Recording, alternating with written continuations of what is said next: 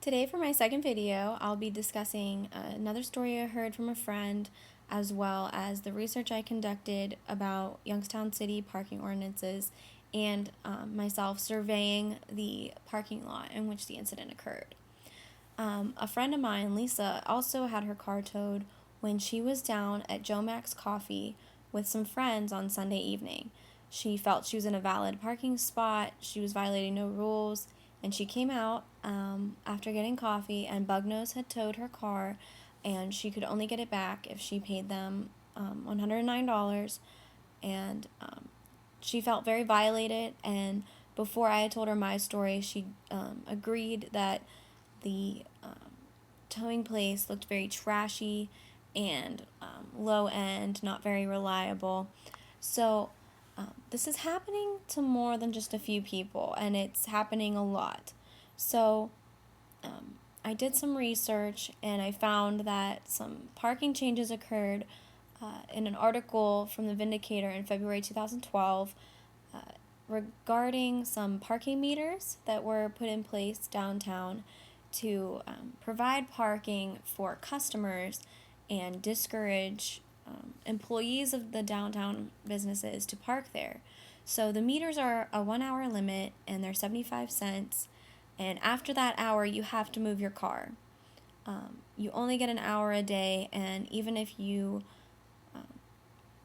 re up the charge for the next hour in the meter, your car is in violation of the code.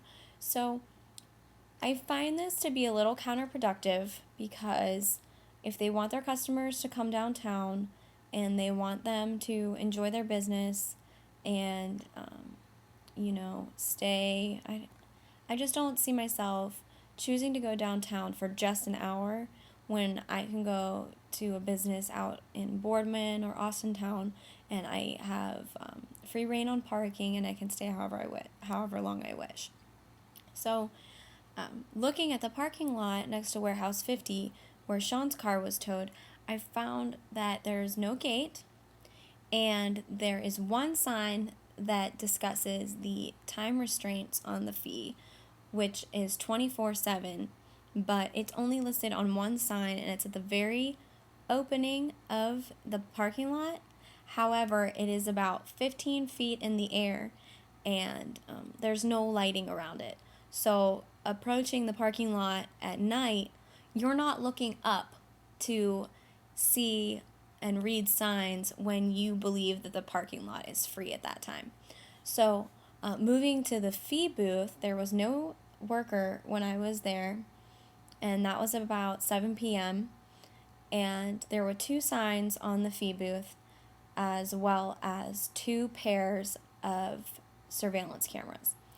And the sign had $5 written very largely, and all the other information, a very long list of information, was written in about 30-point font on a parking lot sign. So, being that a lot of people come to this parking lot at night, like I said, they're not exactly looking to read a sign when they've considered that parking lot free at that time.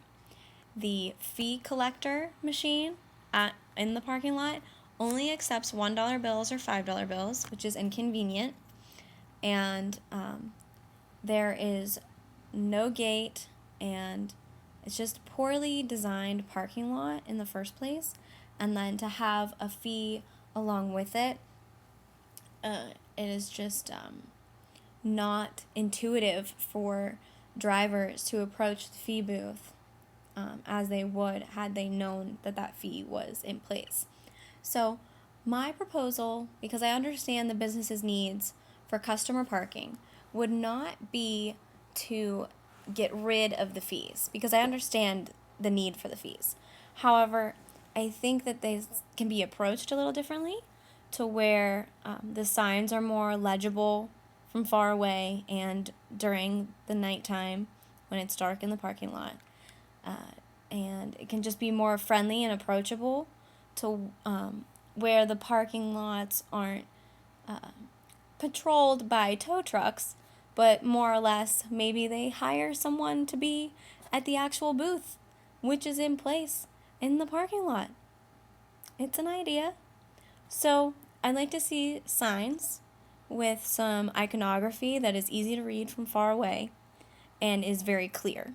So even if you don't understand English, you will know that you have to pay $5 bills to park in that parking lot, or your car will be towed. And the signs right now, they looking at them and investigating them, they say that your car can be towed. However, it is not blatant. It is not in your face. However, the consequences are very blatant and very in your face. So I feel the signs should match. So if you're looking at the new signs, I hope to see a big giant tow truck and, the $5 fee 24/7 and a phone number.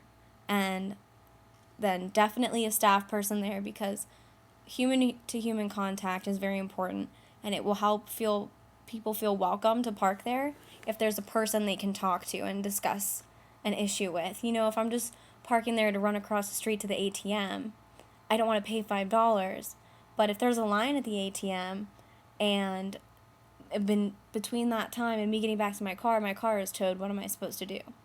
So I think a person being there would be very helpful, as well as new signage and just a better community voice about the parking fees and why they're in place, and perhaps some sort of notification system, even if it's just through Facebook.